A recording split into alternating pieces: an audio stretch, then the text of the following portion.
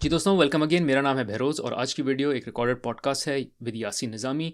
इस पॉडकास्ट में मैं जो हूँ वो शेयर कर रहा हूँ कि किस तरह से आपको टैक्स रिलेटेड चैलेंजेस हो सकते हैं अगर आप कनाडा से यूएस मूव करें। तो अगर आपने अपना कनाडा से यूएस की मूव जो है वो अच्छे तरीके से प्लान नहीं की, तो आपको बहुत सारी जो है वो टैक्स की पेनल्टीज़, टैक्स की कॉस्ट और टैक्स के जो है वो डैमेजेस इनकर करने पड़ सकते हैं। इस सब को अवॉइड करने के लिए बहुत लाजमी है कि आप ये पॉडकास्ट सुनें, इसको समझें और उसी तरह अकॉर्डिंगली अपनी मूव को प्लान करें।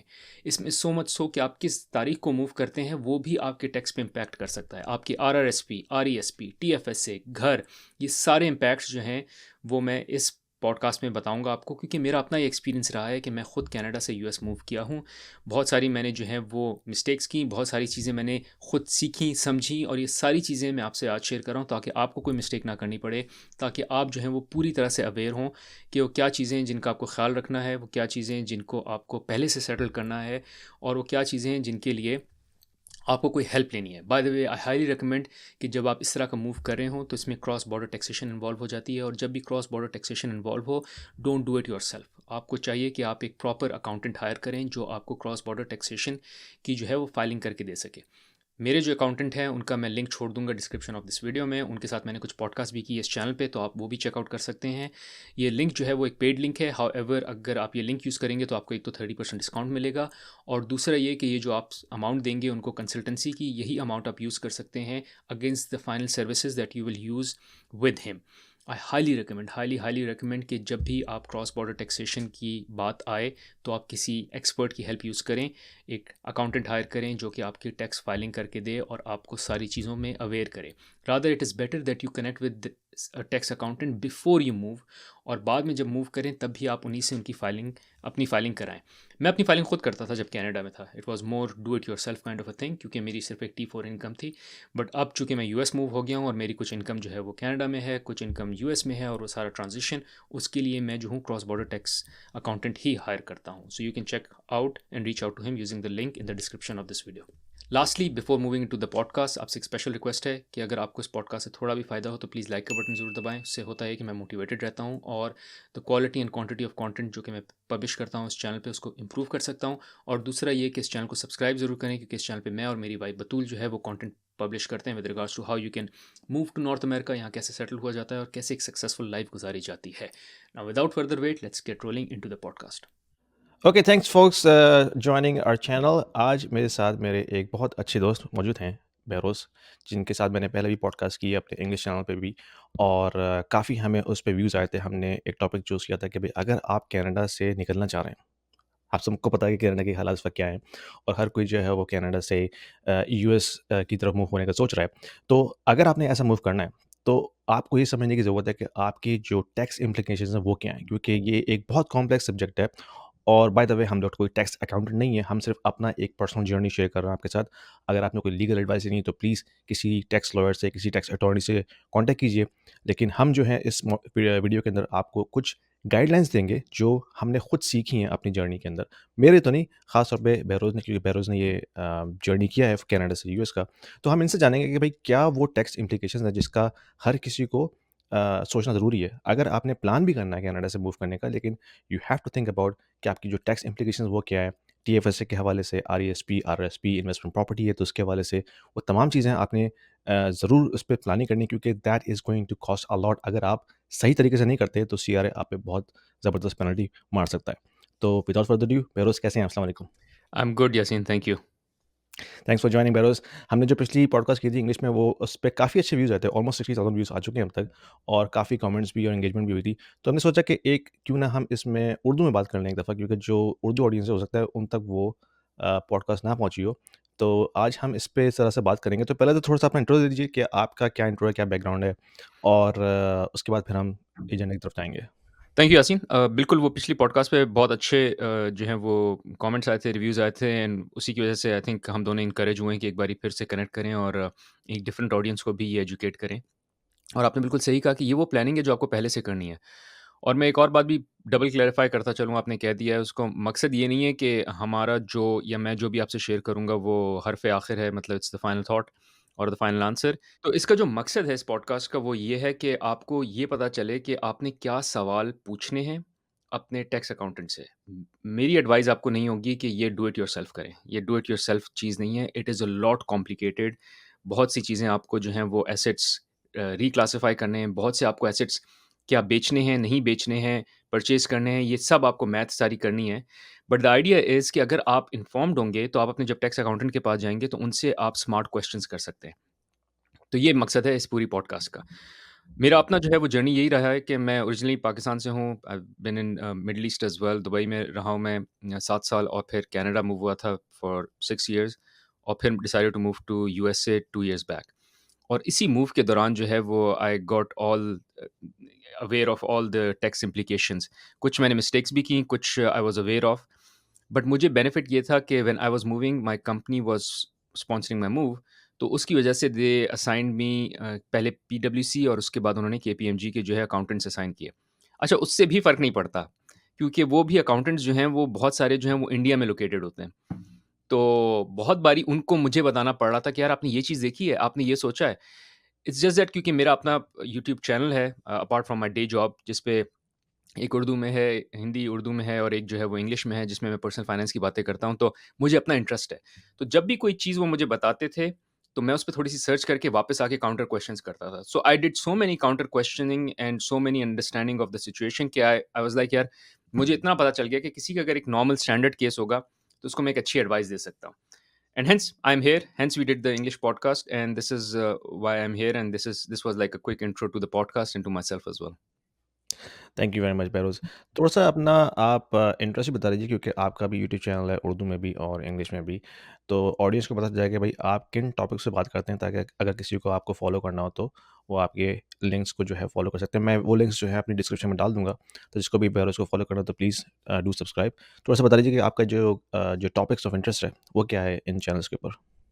Thank you Yasin. सो जैसे मैंने कहा कि मेरी डे जॉब तो अलग है, बट मेरा जो पैशन है वो is in call it personal finance and career coaching. So मैं एक्टिव हूँ लिंक्डइन पे और यूट्यूब पे मैसिवली, और करियर कोचिंग पे और पर्सनल फाइनेंस पे I make a lot of videos, specially related to Canada, क्योंकि कनाडा भी मैं जब आया था, that's I had to learn a lot of things from myself for myself in order to educate कि मैं किस तरह से वेल्थ बिल्डिंग करूँ। तो वो सारी एजुकेशन जो है वो जो मैंने सीखी है वो मैं उस पर इम्पार्ट करता हूँ चैनल पे। But thank you for asking. बिल्कुल, थैंक यू। और आई थिंक सबसे बड़ा और इम्पोर्टेंट स्टेप जो है, ख़ास तौर पे नॉर्थ अमेरिका में रहने के लिए या इवन यूरोप में भी, वो है वेल्थ बिल्डिंग के हवाले से कि टैक्स कोड को समझना। टैक्स का सिस्टम बड़ा कॉम्प्लेक्स है। अगर आप उसको समझ के उसको सही तरह से ऑप्टिमाइज़ करते हैं, that is a big part of your wealth building strategy. तो आज हम इसी पे बात करेंगे, अगर आपने कनाडा से मूव करना है, तो क्या वो टैक्स इम्प्लीकेशंस होती हैं? तो हम उन तमाम चीज़ों में बात करेंगे जो एक टिपिकल जो रेज़िडेंट है यहाँ पे उसके पास होती हैं। जैसे कि आपने ऑफ कोर्स टीएफएसए में कंट्रीब्यूशन की हुई होगी, आपने आरईआरएसपी रिटायरमेंट प्लान में कंट्रीब्यूशन की हुई होगी। फिर होता है अपने बच्चों की प्लानिंग के लिए आपने जो है वो एजुकेशन प्लान लिया हुआ होगा। इसके अलावा अगर आपके पास अपना घर है, प ज़ाती घर है, फिर वो उस पे क्या इम्प्लीकेशन होगी? अगर इन्वेस्टमेंट प्रॉपर्टी है, उस पे क्या इम्प्लीकेशन होगी? तो हम बारी-बारी चीज़ों पे बात करेंगे। तो बहरोज़ पहले तो बता दीजिए कि जो आपने जर्नी किया है वो आपका कितना सक्सेसफुल रहा है? आपको कोई रिग्रेट्स हैं कनाडा छोड़ने के हवाले से या नहीं? जो भी आपका पर्सनल ओपिनियन है थोड़ा-सा बता दीजिए ताकि जो ऑडियंस है वो अपनी ओपिनियन उसी हिसाब से कायम करें। This is a wonderful question. So let me start by saying कि मुझे जो है वो कनाडा से बहुत प्यार है। बट मेरा जो मूव है वो, मैं अगर फिर if I have to go back I will do it again. और उसकी रीज़न ये है कि इकोनॉमिकली जो है वो US is far ahead with regards to opportunities, the size of income and all, overall और ग्लोबली, ये सिर्फ वर्सेस कनाडा नहीं है, इट्स फार अहेड। कनाडा से प्यार मैंने इसलिए कहा क्योंकि मेरा सोशल सर्कल कनाडा में बहुत एग्जिस्ट करता है। So maybe at some point in time I would want to come back, but for given I'm still young, I can make some good money. I think this is the right place for me to be at the moment. I will come back to Canada at some point in time क्योंकि मेरा social circle वहाँ बड़ा है। और मैं वो नहीं कहता हूँ, 2 चीज़ें हैं जो आपको किसी भी जगह पे रखती हैं। एक, अगर आप वहाँ अच्छा कमा रहे हैं और इकोनॉमिकली साउंड हैं, और दूसरा, अगर आपकी जो है वो सोशल सर्कल है। वैसे आर्ग्यूबली आप ये भी कह सकते हैं कि यूएस में भी ऐसा नहीं है कि सोशल सर्कल बिल्कुल बन नहीं सकता। It's just that the friends I had from my childhood, from my college, from my early career are in Canada. सो ऐसा नहीं है कि यहाँ जो है वो मुझे अपने कल्चर के, अपने टाइप के लोग नहीं मिलते। It's just that I have to make extra effort to make new friends. But अगर हुँ, वो इक्वेशन से निकाल दें, it's a beautiful move and I highly recommend, specially economic reasons के लिए इट इज़ वेरी इंपॉर्टेंट, क्योंकि tax in Canada is very high and with recent influx of the immigrants, although मैं खुद भी इमिग्रेंट था, but I think हुआ ये कि infrastructure has not caught up with the increase in the immigrants. Probably I'm hopeful that in next 4 or 5 years this will all settle down and things will start to improve. But for now, when I see the picture on the other side, I'm grateful for the move I've made. And maybe, as I said, at some point in time I'll be heading back, but who knows when. बिल्कुल। उसके अलावा फिर जो currency की जो depreciation हो रही है इस वक़्त कनाडा में, वो काफ़ी पेनफुल है। मैं खुद देख रहा हूँ कि ऑफ़ कोर्स मेरी सारी सारी तो नहीं, लेकिन अच्छी खासी जो परचेज़िंग पावर है, वो कैनेडियन डॉलर में ही है। और अगर आपने सेविंग अकाउंट में रखा हुए हैं पैसे, या आपने कैनेडियन डॉलर में इन्वेस्टमेंट की हुई है टीएफएसए के अंदर या आरईएसपी में, that is getting depreciated against USD big time. तो वो एक बहुत बड़ा पेनफुल पॉइंट है सबके लिए। तो चलें, ये तो बता दिया आपने बेरोज़, तो थोड़ा-सा बताइए कि अगर किसी ने प्लानिंग करनी है, लेट्स स्टार्ट विद टीएफएसए, ठीक है? तो हाँ, आप कुछ कहना चाह रहे हैं? Let me start with the timing first. और फिर मूव करते हैं टीएफएसए में। So and then we'll go step by step, जिस तरह आपने कहा उसी तरह मूव करेंगे। टाइमिंग में जो आई गॉट लकी है, मुझे पता नहीं था ये, बट आई मेरा मूव हुआ था जुलाई 1 को। सो मैं 6 महीने था इन कनाडा, 6 महीने था मैं इन यूएस। अच्छा, आप कनाडा में जो भी अपनी इनकम अर्न कर रहे हैं, वो इनकम आपकी कनाडा में टैक्स होगी, और जो इनकम मैंने यूएस में अर्न की है उस साल में, वो इनकम मेरी टैक्स होगी यूएस में। तो लेट्स से मेरी इनकम जो है वो टोटल है 200,000 कनाडा में। अब जब मैं जून को मूव किया हूँ, जून एंड में या जुलाई 1 को जब मैं यूएस मूव किया हूँ, तो उस साल मैंने 200,000 नहीं कमाए। उस साल मैंने कमाए हैं in that year 100,000 in Canada. तो मेरा टैक्स ब्रैकेट जो है वो 200,000 का, लेट्स से अगर टैक्स ब्रैकेट 40 था, तो वो एकदम से जो है वो 25 या 30 पे चला गया। तो मैंने कनाडा में उस 100,000 पे कम टैक्स दिया है एज़ अगेंस्ट जितना मैं देता। सो मेरा टैक्स रेट नीचे चला गया इन कनाडा। ब्यूटीफुल।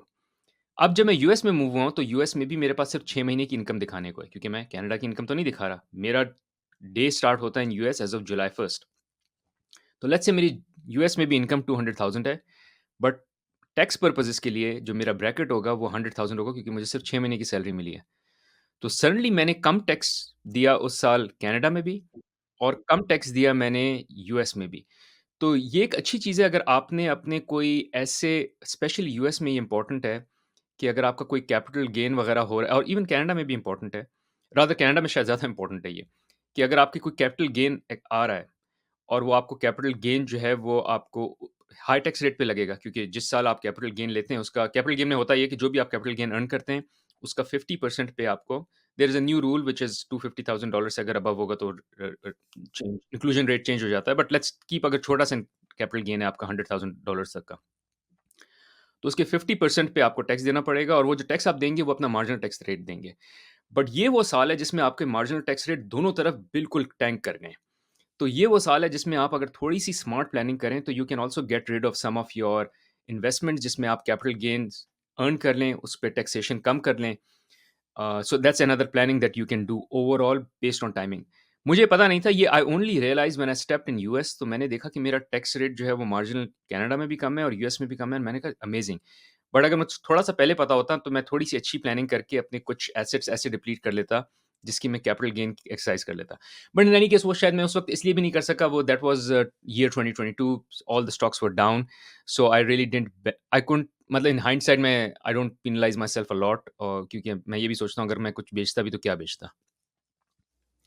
हाँ, ये प्लानिंग के लिए काफ़ी अच्छी है कि अगर आप पहले से प्लान कर लें, तो आपको पता होगा कि कौन-सा किस वक़्त आप जो है उन एसेट्स को डिप्लीट कर सकते हैं। तो दैट्स वेरी गुड। तो अब हम आ जाते हैं उन एसेट्स के ऊपर, कि जो एसेट्स का मैंने नाम लिया, अगर आप आपने प्लानिंग करनी है, तो क्या बेचना है, क्या रखना है और कब बेचना है, इस पे थोड़ी-सी बात कर लेते हैं। ठीक है। अच्छा, एक एक चीज़ मैं और बताता चलूँ before I start going into that, कि आपकी जो ग्लोबल अर्निंग है, वो दोनों तरफ से टैक्स होती है। अगर आप कनाडा में भी हैं, तब भी आप ग्लोबल अर्निंग पे टैक्स देते हैं, और अगर यूएस में, तब भी ग्लोबल अर्निंग में टैक्स देते हैं। बट वो एक्सरसाइज़ तब होती है जब आप 180 डेज़ रह रहे हों कहीं। अगर मैं यूएस में सिर्फ 2 महीने रहा हूँ, तो वो मेरी ग्लोबल इनकम पे मुझे टैक्स देना नहीं होगा। मुझे ग्लोबल इनकम पे कनाडा में टैक्स देना है उस साल। और अगर मैं 180 डेज से ज़्यादा रहा हूँ कनाडा में और यूएस में, व्हाटएवर इट इज़। सो जहाँ आप ज़्यादा रहें 180 डेज से, वहाँ जो है वो ग्लोबल इनकम जो है वो टैक्स हो रही होगी। अब आ जाते हैं जो दूसरी स्टैंडर्ड जो लोगों के पास इन्वेस्टमेंट्स होती हैं, वो होती हैं अनरजिस्टर्ड अकाउंट्स में। तो मैं टीएफएस, आरआरएसपी, आरईएसपी की अलग से बात करूँगा, बट अनरजिस्टर्ड अकाउंट्स वो हैं जो आप जिस पे प्रॉपर टैक्स लगता है, वो टैक्स ना डेफर्ड होता है, ना टैक्स फ्री होता है, और आपने नॉर्मल जो है वो इन्वेस्टमेंट्स की हुई हैं स्टॉक्स में। वो सारे स्टॉक्स जो भी आपने इन्वेस्टमेंट की हुई हैं, वो सारे हो जाते हैं डीम्ड डिस्पोज़िशन कहलाती है।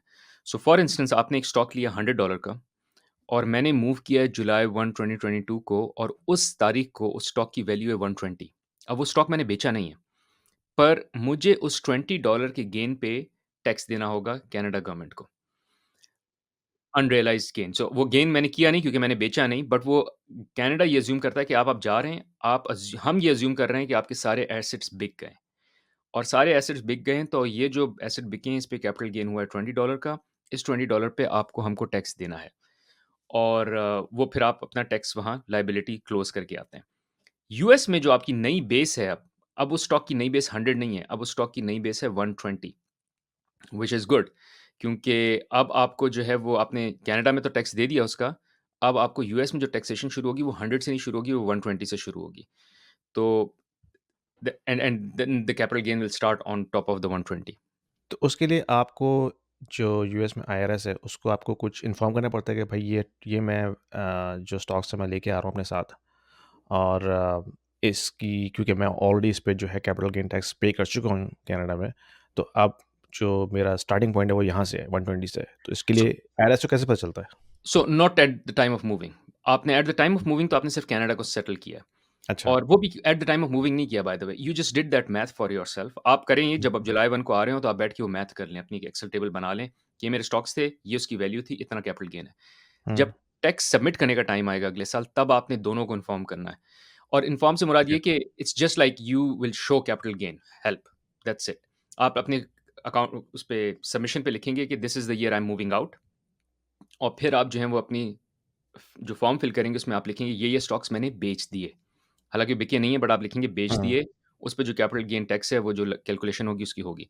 इसी तरह आईआरएस के लिए भी अब तो जो नई बेस है वो तब आप रियलाइज़ करेंगे जब आप उस स्टॉक को बेचेंगे। So let's say that stock is for 120, by the end of the year और before the year ends I sell it for 130।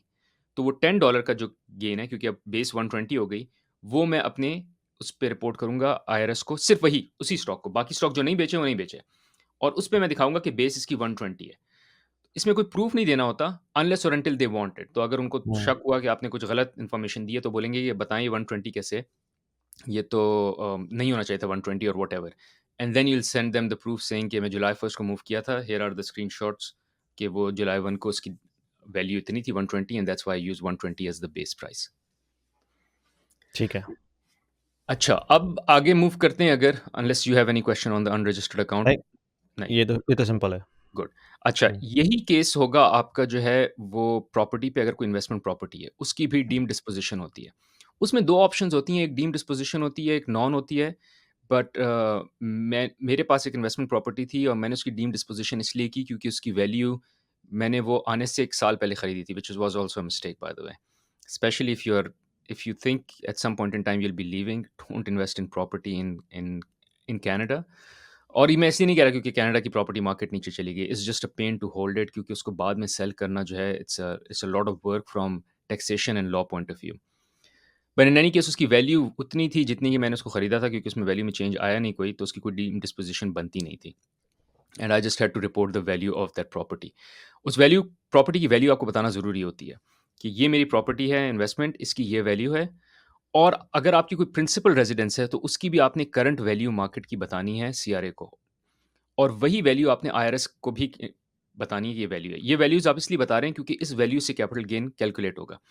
तो कनाडा में तो मुझे कोई डीम डिस्पोज़िशन करनी नहीं पड़ी क्योंकि वैल्यू वाज़ सेम, और अगर वैल्यू ज़्यादा होती तो मुझे करनी पड़ती।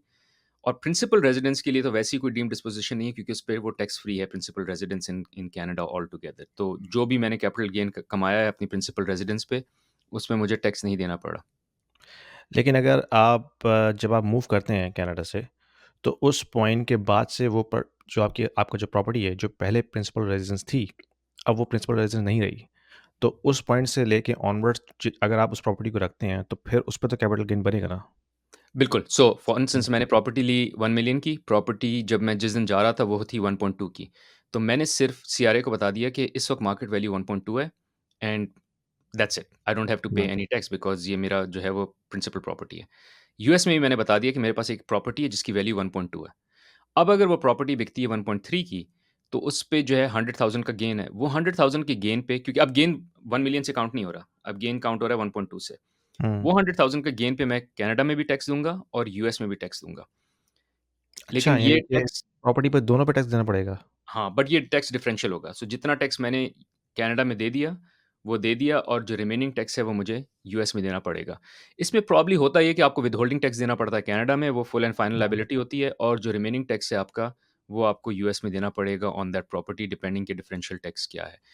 और इसमें होगा यही क्योंकि विथहोल्डिंग टैक्स कनाडा में 25% होता है रफली और यूएस में आपको जो कैपिटल गेन पे टैक्स पड़ेगा वो 20 होगा so probably there will be some adjustments that will happen between the two taxations but आपको फुल एंड फाइनल लायबिलिटी वही होगी जो कि हायर साइड की है इवेंचुअली। ओके। तो उस हवाले से रिकमेंडेशन क्या होनी चाहिए लोगों को कि अगर आप मूव कर रहे हैं और आपकी प्रॉपर्टी है कनाडा में, तो इज़ इट बेटर कि आप उसको सेल कर दें या आप उसको रखें? टैक्सेशन के हवाले से क्या बेहतर है? अगर तो आप अगले 3 से 4 साल में वापस आ रहे हैं तो don't sell it. Hmm, otherwise if it's 5 years plus then sell it, it's easier क्योंकि एक और पेन जो मैंने कहा वो ये होता है कि आप जब प्रॉपर्टी बेचेंगे तो 25% वो जो पैसा आएगा बैंक में, जो जो भी आपके वो बैंक में पैसा आएगा 25% लॉयर रख लेता है उसमें से। So he won't even let you have that 25%। So let's say आपका मॉर्टगेज जो है वो 80% है, आप प्रॉपर्टी सेल करते हैं, 25% तो लॉयर ने रख लिया क्योंकि उसने विथहोल्डिंग टैक्स रखना है और वो टैक्स आपको तब तक वापस नहीं मिलेगा जब तक आप अपना टैक्स रिटर्न फाइल नहीं करेंगे। तो लेकिन वो आप जो है अंडर 25% तो गेन से करेगा ना, वो टोटल प्राइस में से तो नहीं नहीं, करेगा? टोटल प्राइस पे करेगा। So अच्छा, yeah, they want to hold it because they you've not done the calculation, you've not shared with them the calculation. तो वो 25% पूरी वैल्यू पे होल्ड कर लेगा। तो अगर मैं मेरी इक्विटी 20% है, तो मेरे पास तो जितना आना था बल्कि मुझे 5% अपनी जेब से देना पड़ रहा है। तो वो एक 6 महीने का मुझे कैश फ्लो हर्ट हो सकती है, 6-7 महीने की डिपेंडिंग ऑन आप अपना कब फाइल करेंगे। उसका भी एक तरीका है कि आप फ़ौरन से फाइल कर दें एक रिक्वेस्ट के मेरा ये नंबर है, बट 4-5 महीने तो आपको लग ही जाएँगे। That's a lot of pain and lot of money for you to arrange तो मतलब घर बेचने के लिए भी आपको पैसे लगाने पड़ेंगे कि कुछ अरसे के लिए। So I don't recommend I think you should sell the property and get the gains और आप ये सारी पेन अवॉइड करें। और इसका एक और चैलेंज ये है कि ये जब आप फाइलिंग करा रहे हैं अपने टैक्स एजेंट से भी, वो भी आपसे एक्स्ट्रा चार्ज करेगा for every extra form that you are filing in. तो मतलब फाइलिंग रिक्वायरमेंट्स भी बढ़ गई हैं और ये इस तरह का रिस्क भी बढ़ गया है कि आपको 25% का जो है वो ऑन टोटल वैल्यू वो lawyer will hold in their account and also I highly recommend you sell the property out if you are decided कि आप 5 साल से ज़्यादा वहाँ रहेंगे। तो अगर तो 25% तो लॉयर ने तब भी रखना है ना अगर आप सेल कर रहे हैं। अनटिल एंड आप जब उसका टैक्स रिटर्न फाइल करेंगे नेक्स्ट ईयर, उस पीरियड में तो वो 25% तो चलेगी आपके पास से। बट मैं कह रहा हूँ आप आने से पहले बेच दें। अगर आने से पहले बेचेंगे अच्छा, तो इस तरह आने का से कुछ नहीं पहले। होगा। सो ठीक, बिकॉज़ ठीक, यू विल ठीक। Just sell it as if you will sell it. Once you are here, okay. When you sell it, Canada बोलती है ये लड़का तो चला गया बाहर। हुँ, ठीक है, अब ये हाथ में आएगा नहीं आएगा 25% तो पूरी वैल्यू का रख लो क्योंकि हमको नहीं रख लो। पता कि गेन क्या है, कैलकुलेशन क्या है, हमको कुछ नहीं पता। हम 25 रख रहे हैं और अच्छा, उसके बाद देखेंगे जब ये फाइल करेगा तो ये हमको बताएगा कि असल में इसका टैक्स कितना था, फिर हम इसको वापस कर देंगे। अगर ये भाग गया तो हमारे पास तो 25% है इसका। हुँ।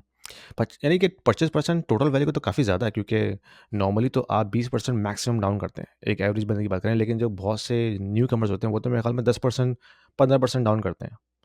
तो अगर 25% टोटल वैल्यू पे जा रहा है, दैट मीन्स आप मॉर्गेज भी पूरी पे ऑफ नहीं कर पा रहे बैंक को, अनलेस आपके पास एक्स्ट्रा कैश पड़ा हुआ है उसको पे करने के लिए। एग्ज़ैक्टली और बाय हुँ, द वे ये वो रियलाइज़ेशन है जो मुझे पहले नहीं थी। So when I moved here और साल बाद व्हेन आई वाज़ थिंकिंग कि यार अच्छा मैं तो यहाँ 5 साल से ज़्यादा रहूँगा मैं क्योंकि उस वक़्त मैं आया था इतना अगेन प्लान करके नहीं आया ना, इतना सोचा नहीं। हुँ, अब मैंने यहाँ आ गया हूँ सो प्लानिंग बेहतर हो रही है सो या I will be here more than 5 years so मैंने कहा अच्छा चलो let's start thinking about selling the property. और जब मैंने टैक्स अकाउंटेंट को कंसल्ट किया, तो उसने मुझसे पहला सवाल ये किया कि आप कितने अंडर हैं इसमें, इक्विटी कितनी है? तो थैंकफुली मेरी इक्विटी ज़्यादा है क्योंकि मैंने काफ़ी अरसे से उसको ओन किया हुआ था।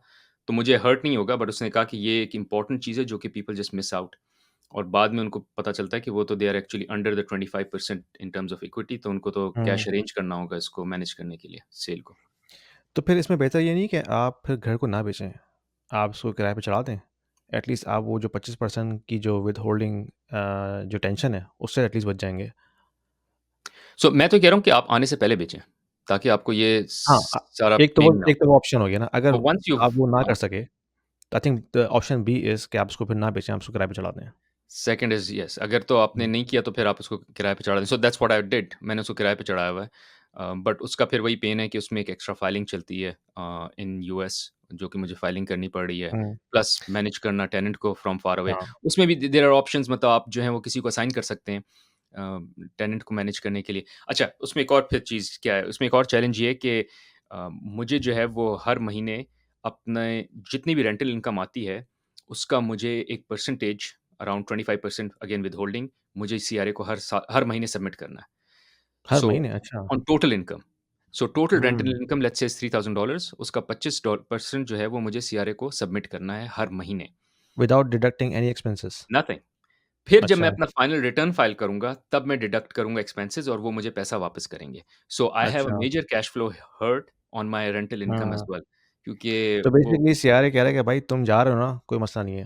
हमने तुम्हारी खाल उतार देनी है जब इस उस और उस वक़्त तक उतारेंगे जब तक तुम हमें सारा हिसाब-किताब क्लियर नहीं करोगे।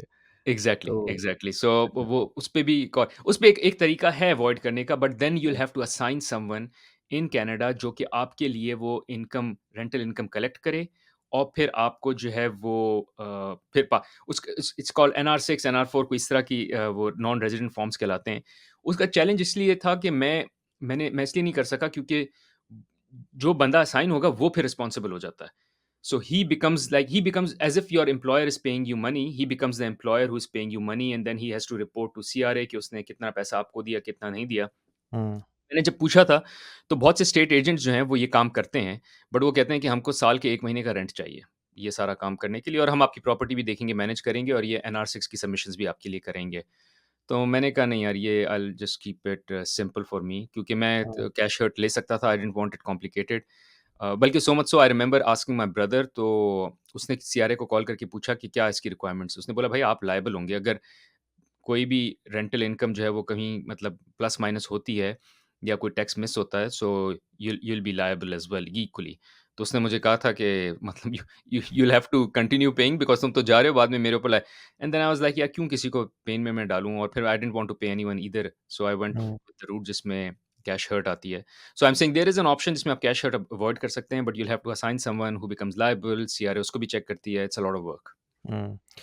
अच्छा, मेरे ख़्याल में अक्सरियत लोग जो यहाँ से निकलते हैं टेम्परेरी तौर पे, उनको ये आइडिया नहीं होगा कि इन्होंने किस तरह ये मैनेज करना है। और मेरे ख़्याल में बहुत से लोग तो सीआरओ को इन्फॉर्म भी नहीं करते होंगे कि हम छोड़ के जा रहे हैं।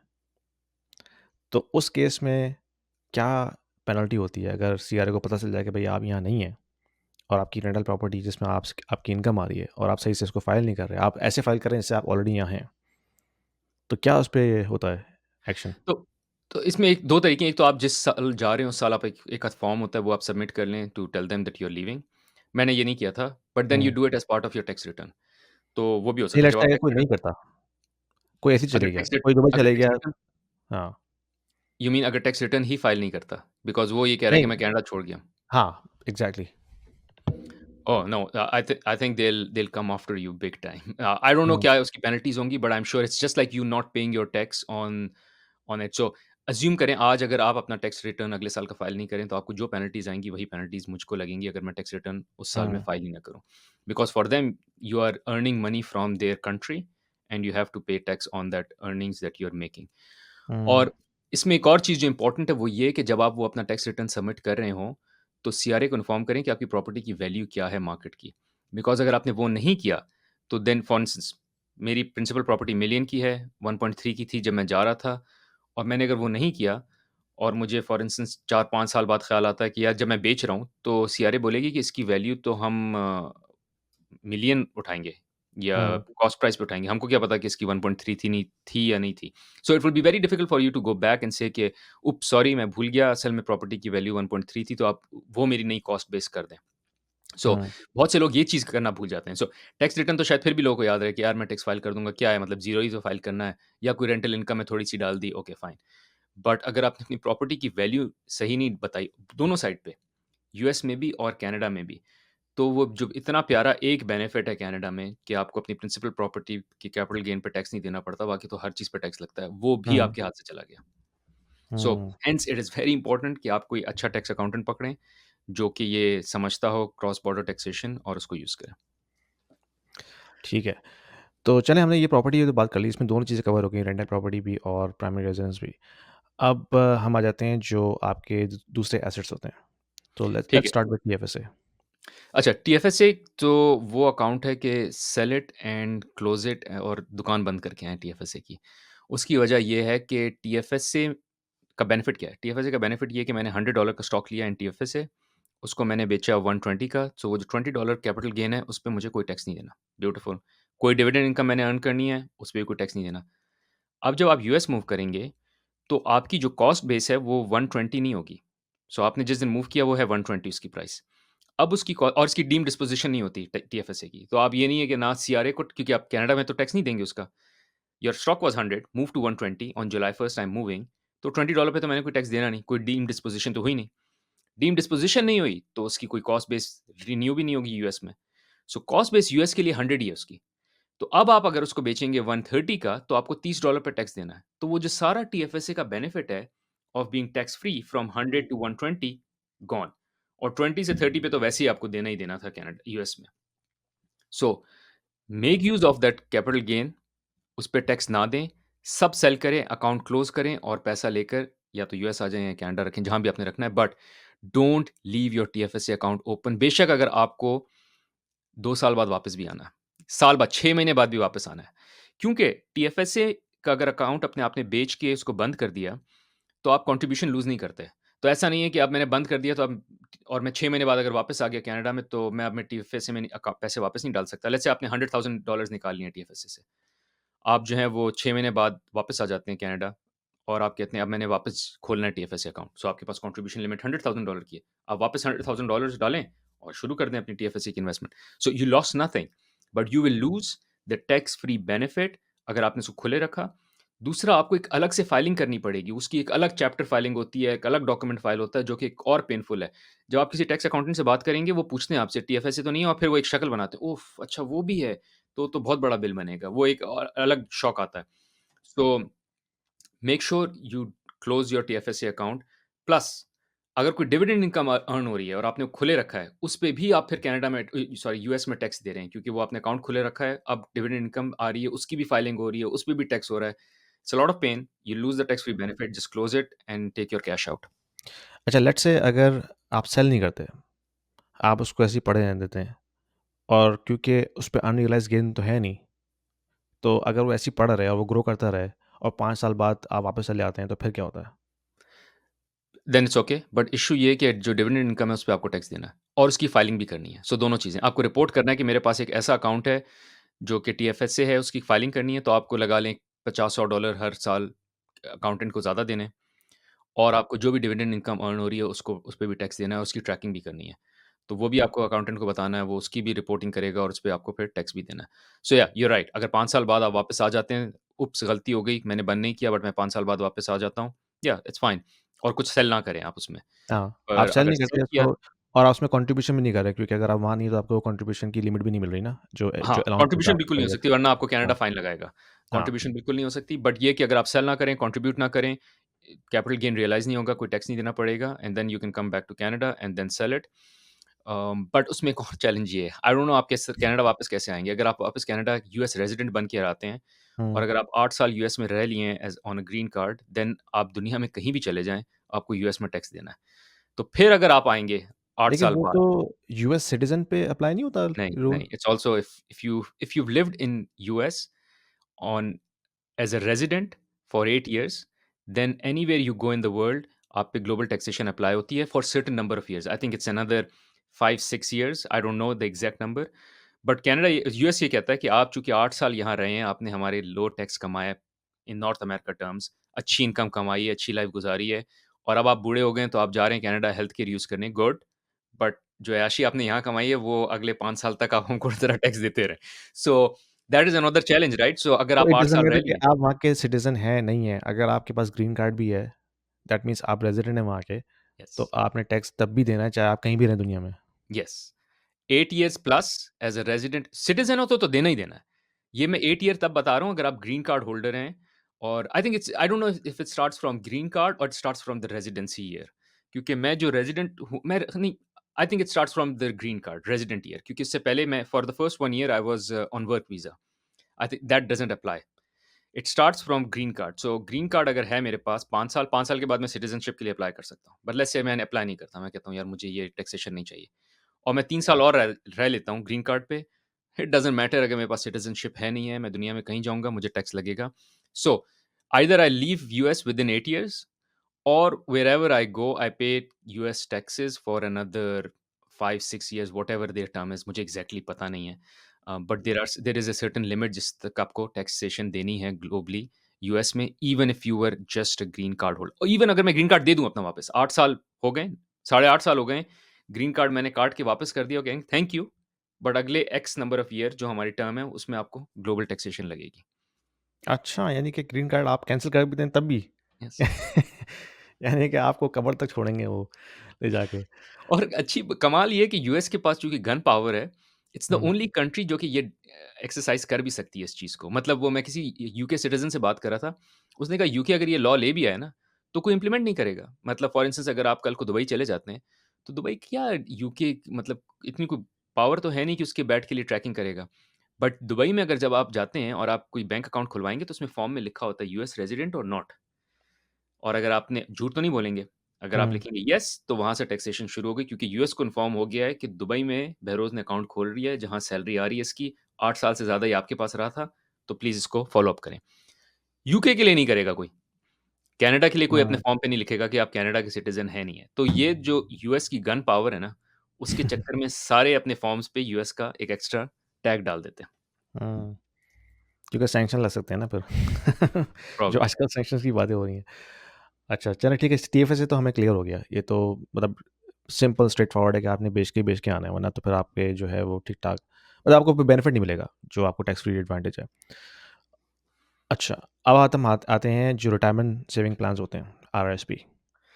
अच्छा, आरआरएसपी इज़ वन अकाउंट जिसको आप ना छेड़ें। उसको रख दें, वो आरआरएसपी एज़ आरआरएसपी ही ट्रीट होता है in most of the states. कोई एक आध स्टेट है जहाँ ऐसा ट्रीट नहीं होता। आई डोंट नो कौन-सी स्टेट है, मेरे ख़्याल से कैलिफ़ोर्निया उसमें शामिल है जिसमें आरआरएसपी को वो एक अलग ट्रीटमेंट देते हैं। So better talk to your tax accountant. But east coast में जहाँ मैं रहता हूँ, वहाँ जितनी भी स्टेट्स हैं, वहाँ आरआरएसपी की तरह या टैक्स डेफर्ड ही की तरह एज़ अ 401 की अकाउंट ही यूज़ होता है या ट्रीट होता है। तो वो पैसा आप रखे रहें, उसमें आप एक्स्ट्रा कंट्रीब्यूशन नहीं कर सकते और अगर आप उसको निकालेंगे तो आपको उस पे कनाडा में विथहोल्डिंग टैक्स देना पड़ेगा, जो कि 25% है और यहाँ फिर आपको डिफरेंशियल टैक्स देना पड़ेगा, जो भी एक्स्ट्रा टैक्स यहाँ लगता है। सो उसको छेड़ें नहीं, उसको निकालें नहीं, उसको रहने दें और उसको जब रिटायरमेंट हो रही हो तब ही निकालें। I think that's the best time. एक और इसमें एडवाइस ये हो सकती है कि अगर अगेन ये थोड़ा-सा ज़्यादा बीइंग क्रिएटिव कि the year you are moving उस ईयर आपके जो हैं वो टैक्स रेट्स मार्जिनल कम हो जाते हैं। That could be a year when you से कि यार मैं थोड़ा-सा अपने आरआरएसपी से पैसा निकाल लूँ। क्योंकि आरआरएसपी से पैसा किस साल में निकालना चाहिए? It is the year when your tax is lower. या और वो ईयर कौन-सा होता है जब इनकम कम होती है। तो वैसे तो वो ईयर तभी आएगा जब आप 60-70 के होंगे। That is when your income will be low. उससे पहले तो in my age my income will not be low hopefully in next 10-20 years. But वो एक साल ऐसा है जिसमें मैं मूव कर रहा हूँ, उसमें वाक़ई मेरी इनकम कनाडा में कम हो गई है क्योंकि मैं 200,000 कमाता था बट मैंने सिर्फ 100,000 लिए हैं क्योंकि मैं तो आया हूँ वहाँ जून में मूव कर रहा हूँ। तो वो साल था जिसमें मैं कहता कि यार ये वो साल है जिसमें I can take out the RRSP money. So RRSP मेरी कंट्रीब्यूशन हो रही थी 40 पे और अब जो है वो मैं पैसा निकाल सकता हूँ। And imagine if you are moving in let's say in Feb March, तब तो आपकी इनकम बहुत ही कम है, मतलब 20-30 हज़ार है। तो आपका टैक्स रेट और भी कम होगा। I think that would be a good year to take it out. I wasn't स उसमें ख़ैर एक चैलेंज ये है कि आप फिर वो कंपाउंडिंग लूज़ कर रहे होते हैं जो कि कंपाउंडिंग पे टैक्स डिफरेंस हो हाँ, रही है। और तो अगर वो आप आपने थोड़ा-सा कभी लूज़ कर वापस देते हैं। आना है तो I think it's best to keep it हाँ, देयर। हाँ, अगर वापस आना है तो best to be leave it. No yes and no. All I am saying is देखिए, आरआरएसपी का बेनिफिट असल क्या है? आरआरएसपी का बेनिफिट ये है कि आप कंट्रीब्यूट एक ऐसे साल में करें जिसमें टैक्स रेट 40 है, निकालें ऐसे साल में जिसमें टैक्स रेट लेट्स से 20 है, तो 20 का difference. So let's say in 2021 I put in RSP और मैं 10,000 डालता हूँ आरएसपी पे और उसमें 40% का सेव कर लेता हूँ पैसे। और अगले साल मेरा टैक्स रेट जो है वो 20 पे गिर जाता है बिकॉज़ मैं मूव कर रहा हूँ। तो वो बहुत अच्छा साल है कि आप बोलें यार इसी साल टैक्स देके निकाल लो इस पैसे को। कौन वेट करेगा 65 तक? इस पैसे पे हाँ, ये अभी मैं भी है, टैक्स दूँ इसको निकाल लेकिन लूँ। ये जो कंपाउंडिंग इफ़ेक्ट है वो भी तो आप फिर लूज़ वो करते हैं। यू हाँ। Lose that. So hmm, that is the x वही लालच थी जिस चक्कर में मैंने नहीं बेचा। आई रैन द मैथ और मैंने कहा यार देखी जाएगी, but that is an unknown right कि पता नहीं वो कब वो टाइम आएगा जब आपकी इनकम कम होगी और पता नहीं उस वक़्त टैक्सेशंस क्या होंगी, टैक्सेशंस ब्रैकेट्स और बढ़ जाएँगे, नहीं होंगे। It's a lot of ifs and buts. दूसरा, hmm, the challenge with RRSP is even when you are taking out money in retirement, उस वक़्त भी आप ऐसा नहीं है कि आप हर साल जो है वो जितना आरएसपी में पैसा पड़ा है वो 1 दिन में निकाल लें। वो आप निकाल नहीं सकते 1 दिन में क्योंकि अगर 1 दिन में निकालेंगे तो आपको टैक्स ज़्यादा पड़ेगा। तो आपको उसको बड़ा तोड़-तोड़ के निकालना है। तो ऐसा नहीं है कि आप 65 पे पहुँचे मैं बोलूँ यार अब जो आरआरएसपी का पैसा है वो सारा निकाल लो। वो भी आपको शायद अगले 10-20 साल पे ड्रैग करना पड़े। So might as well hmm, take an opportunity और बोले यार मैं अपनी थोड़ी-सी आरआरएसपी जो इतना बढ़ गया है मेरा और ये और बढ़ता रहेगा, इसमें से कुछ थोड़ा-सा निकाल लूँ ताकि मुझे बाद में जो है वो निकालना आसान हो। और दूसरा एक और चैलेंज ये है कि लेट्स से यू आर 65, अब आपके पास टीएफएसए में भी पैसा पड़ा है। सॉरी टीएफएसए नहीं पड़ा, लेट्स से आपकी कोई रेंटल इनकम भी आ रही है, आपका यूट्यूब का बिज़नेस भी चल रहा है। तो आपकी वैसे ही $50,000 की इनकम आ रही है साल की। तो वो तो इनकम आ ही रही है। अब आप अगर $50,000 निकालेंगे आरआरएसपी में से, तो वो इनकम नज़र आएगी 100,000। तो उस 50,000 पे 100,000 का टैक्स ब्रैकेट हिट होगा, marginal tax. So what hmm. I am saying is पैसा जितना डालना आसान है आरएसपी में उससे ज़्यादा मुश्किल शायद निकालना भी है at some point in time. But ये डिपेंड करता है लोगों ने कितना पैसा सेव किया है, मतलब I am talking about big money. So if अगर ज़्यादा पैसा नहीं है, किसी ने ज़्यादा सेव नहीं किया, so probably not. But if you have a lot of money, that is another challenge as well. So what I am saying hmm, is plan, run the math and say कि यार क्या मैं निकाल लूँ, इसमें फ़ायदा होगा, नहीं होगा। मैं थोड़ी-सी कंपाउंडिंग लूज़ करूँगा but I may able be able to take it out now. Anyways. सही है। ठीक है, चलिए ये तो समझ में आ गया। अच्छा अब आ जाते हैं हम जो बच्चों के एजुकेशन के फंड्स होते हैं आरईएसपी। तो अच्छा, आरईएसपी को भी हुँ, जो है what you have to do is my recommendation is अगर आपने वापस आना है, वापस नहीं आना, sell it, hmm, close it, government को उसकी ग्रांट वापस करें और अपना पैसा निकाल लें। क्योंकि वो पैसा आपसे यूज़ नहीं हो पाएगा यूएस में। उसको यूज़ करने का सिर्फ़ एक तरीका है कि आप अपने बच्चे को वापस भेजें कनाडा, कॉलेज से 1 साल पहले और उनको रेज़िडेंट बनाएँ और जिस साल वो रेज़िडेंट हैं, उस साल वो एप्लाई करें यूएस में किसी कॉलेज में और फिर जो है वो वापस आएँ और रेज़िडेंट बनने के लिए आपको कनाडा में 180 दिन से 180 डेज़ से ज़्यादा रहना पड़ेगा। I think it would be a lot of pain for anyone जिसके अपने बच्चों को बोले कि यार 6 महीने के लिए वहाँ जाऊँ, मेरा पैसा पड़ा हुआ है और फिर कॉलेज में यहाँ कहीं लेट्स से व्हाटएवर कॉलेज जो भी है यूकॉन, येल वगैरह जो भी मेरे आस-पास के कॉलेज हैं वहाँ अप्लाई करना।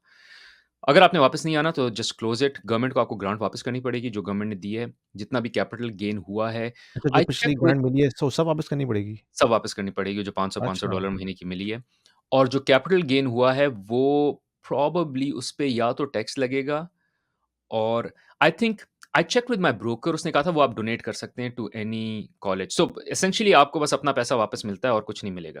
कुछ नहीं मिलेगा। Hmm, so it's better you just close it and take it out क्योंकि अगर आप बाद में क्लोज़ करेंगे तो भी यही पेन है कि सिर्फ अपना पैसा वापस मिलेगा, ग्रांट तो वापस जाएगी, कैपिटल गेन भी नहीं एन्जॉय कर पाएँगे। सो माइट एज़ और वेल क्लोज़ उसको इट नाउ। उसको अवेल करने के लिए ये लाज़मी है कि जो बच्चा है वो जो है कनाडा में रेज़िडेंट हो। एग्ज़ैक्टली वो और रेज़िडेंट होने उसकी भी कोई एक एज लिमिट भी है ना कि कितना 25 साल में मिलता है? क्या एज लिमिट है उसकी? I am sure there is an age limit but मुझे नहीं हाँ, पता क्या है। यानी कि आई ऐसा डोंट नहीं कि नो। अगर बच्चा 16 साल का है तो उसको आरईएसपी से फंड मिलना शुरू हो जाएगा। मेरे ख्याल में ऐसा नहीं है कि उसकी एक एक एज लिमिट है ख़ास कि आप उस एज पे पहुँचते हैं बच्चा आपका, तो फिर वो ड्रॉ कर सकता है और वो भी सिर्फ़ एजुकेशन पर्पज़ के लिए ही ड्रॉ कर सकता है, वो किसी और चीज़ में नहीं जाएगी। एग्ज़ैक्टली एजुकेशन के अलावा आप नहीं यूज़ कर सकते। सो अगर आपने सेल नहीं किया और आपने खुला रखा है तो उस पे जो डिविडेंड इनकम आ रही है उसमें टैक्स देना है आपको कनाडा में और यूएस में और उसको रिपोर्ट करना है और अगर आपने बीच में बेच दिया तो जो कैपिटल गेन है उसपे भी टैक्स देना है। कनाडा में तो कोई आपको टैक्स देना नहीं पड़ रहा क्योंकि कनाडा में आपने कैपिटल गेन डोनेट कर दिया किसी कॉलेज को ऑफ योर चॉइस, वो ब्रोकर आपको बोल देता है आपने किसको देना है। तो कोई टैक्स नहीं दिया, आपने डोनेशन कर दी, बल्कि हो सकता है आप उस डोनेशन का बेनिफिट भी ले लें अपने टैक्स रिटर्न पे। If anything it's better. Grant वापस चली गई। बट अगर यूएस में आके आपने ये सब किया तो वो जो कैपिटल गेन है तो यूएस बोलेगा डोनेट, नो डोनेट, मुझे वो तो टैक्स दो उस पे। तो उस पे टैक्स यूएस भी से देना कहेगा पड़ नहीं रहा है। हमारा टैक्स दो वापस। एग्ज़ैक्टली डिविडेंड इनकम पे भी सही, टैक्स देना पड़ रहा है। हाँ, this is a mistake I did. मैंने अपना हुँ, आरईएसपी खुला रखा और दैट्स अ मिस्टेक। सो वो if you are not sure कि मैं आऊँगा, नहीं आऊँगा, the only tip I have is liquidate all the assets in RESP and keep the money. उससे होगा ये आपने ग्रांट वापस नहीं की, ग्रांट आपने रखी हुई है, लिक्विडेट आपने सारा कर दिया, तो आपको कोई ये ना डिविडेंड इनकम अर्न कर रहे हैं, ना आपको कैपिटल गेन का डर है। आपने कहा बस अब देखी जाएगी। 5 साल यानी कि बाद आपने अगर सिर्फ मुझे नहीं फंड किया, रखे हुए हैं अनइन्वेस्टेड कैश। और उस पे कोई कैपिटल गेन नहीं हो रहा, कोई टैक्स लायबिलिटी नहीं है। तो अब आपकी मर्ज़ी आप उसको जब भी निकाल के वापस एग्जैक्टली। बंद करें। अगर आप निकालेंगे तो आपको हुँ, कनाडा में ग्रांट वापस करनी है और कैपिटल गेन को डोनेट करना है, और यूएस में आपको कुछ भी नहीं बताना क्योंकि वो तो कैश है।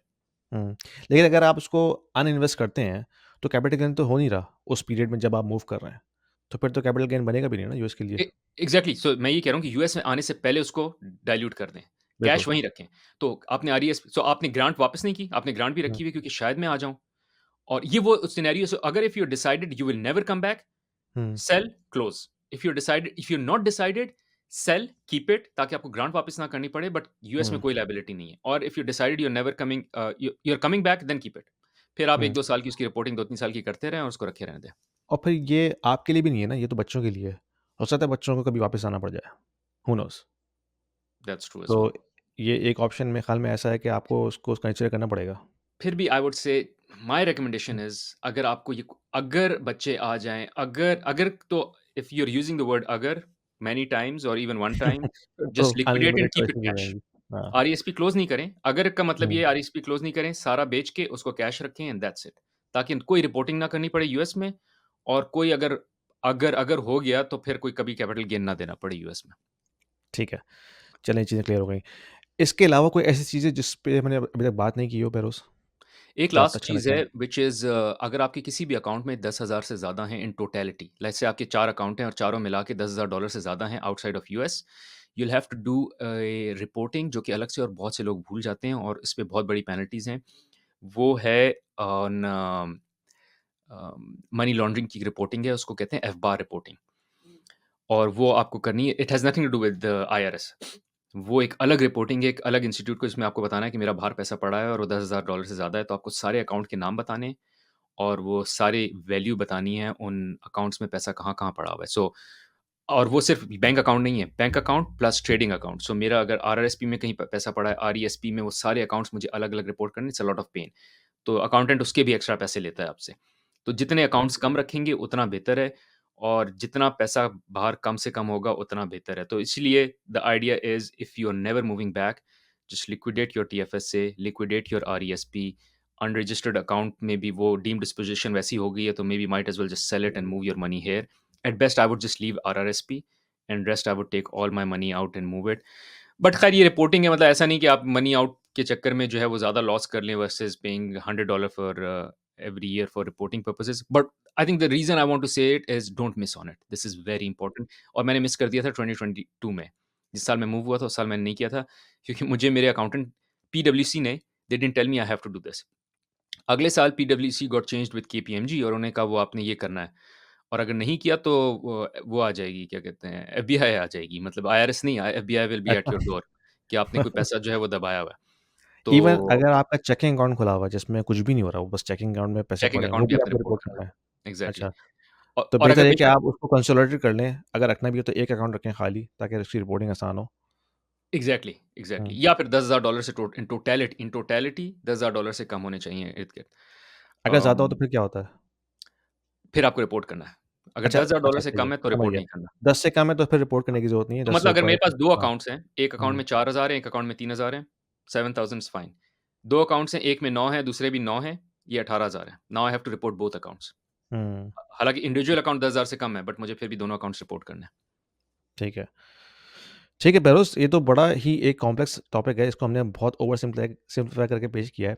लेकिन अगेन हम लोग कोई टैक्स अकाउंटेंट नहीं है, तो जो भी इसको देख रहा है वीडियो को, तो आप सिर्फ़ इसको पिंच ऑफ सॉल्ट की तरह से लीजिए और ये सब हमने आपको गाइडलाइन शेयर की हैं, जिसमें बेरोज़ ने अपनी जर्नी शेयर की है कि भई उन्होंने क्या-क्या चीज़ें कंसीडर की। हो सकता है इसमें से बहुत सी चीज़ें हमने मिस भी की हों, हू नोज़? तो अगर आपने प्लानिंग करनी है, तो अपने किसी अच्छे टैक्स अकाउंटेंट को कॉन्टैक्ट कीजिए और उसके साथ बैठ के अपनी प्लानिंग कीजिए, लीगल एडवाइस लीजिए। This is not legal advice, this is not tax advice मैं आपको पहले से बता रहा हूँ। कोई और लास्ट थॉट बेरोज़ शेयर करना चाहें आप इससे पहले? नहीं, आई वाज़ हम just thinking if I missed anything, I think I covered hmm, everything. और हमने जो इंग्लिश पॉडकास्ट में बात की थी, आई थिंक उसमें फिर कुछ एक आध चीज़ें मिस हो गई थी, स्पेशली ये एफ-बार से रिलेटेड, और प्रोबब्ली हमने ग्रीन कार्ड वाली भी बात नहीं की थी। और हुँ, ये इसलिए भी है क्योंकि ये चीज़ें मुझे बाद में पता चल रही हैं। और इसकी वजह ये नहीं है कि मुझे अच्छे अकाउंटेंट नहीं मिले, इसका मसला ये है कि मैंने अच्छे सवाल नहीं पूछे उनसे। वो तो एक टेम्पलेट भेज देते हैं, वो 20-30 पेजेस का मुझे टेम्पलेट भेज दिया था कि पढ़ लो। वो I won't be reading all those 20 pages, right? So hmm, मैंने उसमें स्किम किया, जो मुझे 1-2 सवाल समझ आए वो मैंने पूछ लिए। और बहुत सी चीज़ें मैंने प्लान नहीं की थी, मैंने कंसिडर नहीं की कि वापस जाऊँगा, कब जाऊँगा, नहीं जाऊँगा, बच्चों को पढ़ाऊँगा, कहाँ नहीं पढ़ाऊँगा, तो आरईएसपी अकाउंट हमेशा खुला रखा। नाउ रियलाइज़िंग कि यार ये गलती कर ली। टीएफएस से बंद कर दिया था क्योंकि वो मैंने गलती से वो जगह, ये अच्छी बात हुई, वो चैप्टर पढ़ लिया था, तो मैंने आई रियलाइज़ कि I should close it. So what I am saying is the idea is plan, plan, plan, plan better. और ये ऐसा नहीं, इस पे बहुत सी चीज़ें अगर-मगर में ना छोड़ें। It's better that you are very certain कि लाइफ़ के साथ करना क्या है, वर्सेस ये कि देखी जाएगी, जब होगा उसकी कॉस्ट होगी। अगर आपने करना है ठीक है, इट्स ओके, अगर हुँ, आप डिसीज़न अभी नहीं ले सकते, बट जस्ट रिमेंबर कि वो डिसीज़न लेने की कॉस्ट, डिसीज़न अवॉइड करने की कॉस्ट क्या है? बच्चों को इवेंचुअली वापस कनाडा में या यूएस में पढ़ाने की, ये डिसाइड आपने नहीं किया, उसकी कॉस्ट क्या है? वो कॉस्ट आपको पता होनी चाहिए, और फिर आप बोलें ठीक है यार, ये मैं डिसीज़न नहीं ले सकता। I live with this indecision and this is the cost that I am ready to pay. But Yaseen, thank you again, आप बहुत अच्छा काम कर रहे हैं यार on your YouTube channels. I keep checking your videos out as well. So thank you, keep doing that and thank you for inviting me. नहीं thank you very much Beroz. आपका भी जो चैनल है वो काफ़ी इन्फॉर्मेटिव है और अपने ऑडियंस से मैं कहूँगा कि अगर आपने बेरोज़ का चैनल नहीं देखा तो प्लीज़ जाइए सब्सक्राइब कीजिए। काफ़ी अच्छी इनकी वीडियोज़ होती हैं, ख़ास तौर पे जो करियर गाइडलाइन कोचिंग के हवाले से, क्योंकि बेरोज़ जो हैं वो पीएनजी में काफ़ी अर्सा काम कर चुके हैं, तो उनकी जो कोचिंग होती है वो ज़्यादातर सप्लाई चेन और उन प्रोफेशनल के हवाले से होती है जो कि इस तरह के प्रोफेशन को सीक आउट करते हैं। तो please check out Beroz channel. और कोई भी क्वेश्चन है, कमेंट है, तो प्लीज़ हमें कमेंट में डाल के पूछिए और we will try our best to answer your questions. So Beroz thank you very much और इंशाल्लाह थैंक फिर यू, आपसे दोबारा पॉडकास्ट करेंगे। Thank you. Thank you.